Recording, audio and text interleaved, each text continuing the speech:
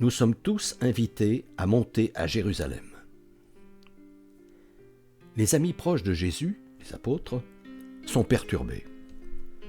Quand ils ont voulu éloigner les enfants dont les cris les empêchaient d'écouter ce que Jésus leur disait, celui-ci les a repris. C'est à leur pareil qu'appartient le royaume de Dieu. Ensuite, il a même pris des enfants dans ses bras et les a bénis en leur imposant les mains.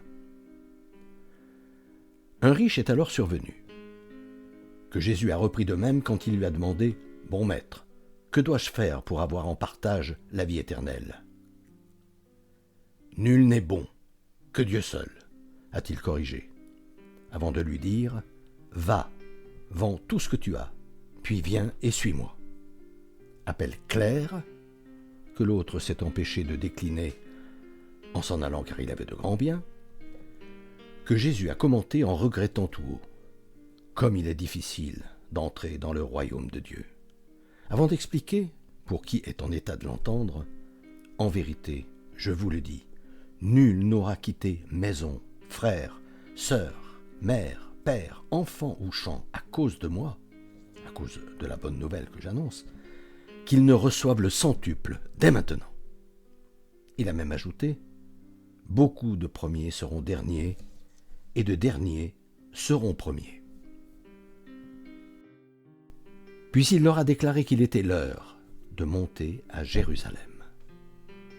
Là, ils sont devenus vraiment inquiets, car il n'était un secret pour personne que ceux qui dirigent le temple, les grands prêtres et le petit groupe de pharisiens dont il a stigmatisé l'avidité en chassant les marchands et renversant les tables du change, cherchaient à le faire mourir.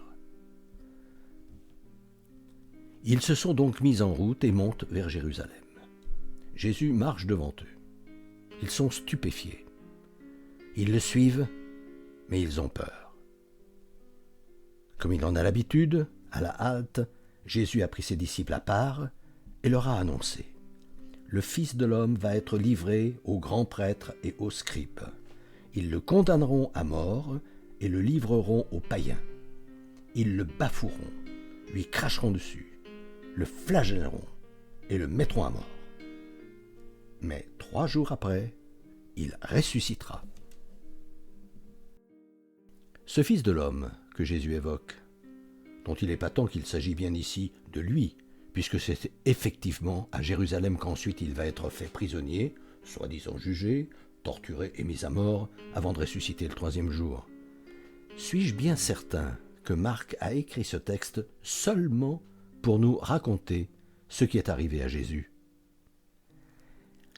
Et si ces faits avaient pour but de nous inviter à comprendre que tel est le projet auquel Dieu veut nous voir participer, tout en nous prévenant qu'entreprendre cette montée à Jérusalem, qui mène à devenir des êtres humains dont le seul moteur est leur conscience, des êtres humains vraiment achevés, des fils de l'homme, ne sera pas de tout repos.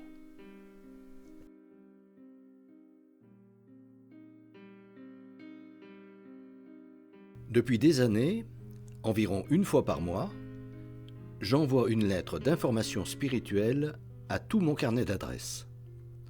Le thème du moment est, depuis janvier 2019, « Être chrétien, ça veut dire quoi ?»